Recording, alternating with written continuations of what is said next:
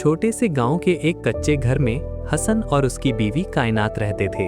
उनके पास दौलत नहीं थी, लेकिन उनकी जिंदगी में सबसे बड़ी ताकत एक दूसरे का साथ और उम्मीद थी। हसन दिन भर खेतों में मेहनत करता, हाथ जख्मी और कपड़ों पर मिट्टी जमती, लेकिन वो कभी हिम्मत नहीं हारता।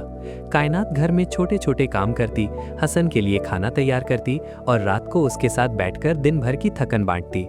वो जानती थी कि जिंदगी सख्त है, मगर उनकी मोहब्बत और उम्मीद उन्हें हमेशा आगे बढ़ने की हिम्मत देती थी। एक दिन गांव में शदीद खश्कसाली आई। खेत सूख गए, पानी की किल्लत ने सबको परेशान कर दिया और गांव के लोग अपनी रोजी रोजगार के लिए परेशान थे। हसन और कायनात ने देखा कि लोग भूख और मायूसी का शिकार हैं, तो उन्होंने फैसला किया कि सिर्फ अपने लिए नहीं बल्कि सबके लिए कुछ करेंगे। हसन ने अपनी थोड़ी सी फसल गांव के बच्चों और गरीब लोगों में बांटी और कायनात ने गांव के एक खाली मकान में बच्चों के लिए एक छोटा सा क्लासरूम बनाया। वो रोजाना खुद पढ़ाते और सिखाते कि तालीम जिंदगी बदल सकती है। शुरू में कुछ लोग हंसे और कहा, ये जोड़ा खुद के लिए कुछ नहीं बचाता, फिर दूसरों के लिए क्यों देता है। मगर जल्द ही सब ने देखा कि हसन और कायनात की मोहब्बत और मेहनत ने गांव में खुशी और उम्मीद की रोशनी जगा दी।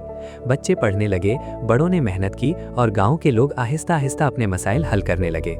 आखिरी लम्हा, एक दिन हसन ने कायनात से कहा, दौलत और ताकत इंसान को सब कुछ नहीं दे सकती, असल ताकत दिल की नेक नियति और दूसरों की मदद करने में है। कायनात ने मुस्कुराकर जवाब दिया, हाँ, और अगर हम सब मिलकर छोटे छोटे काम करें तो बड़ी तब्दीली आ सकती है। सबक, दूसरों की मदद इंसान के दिल को खुशी देती है।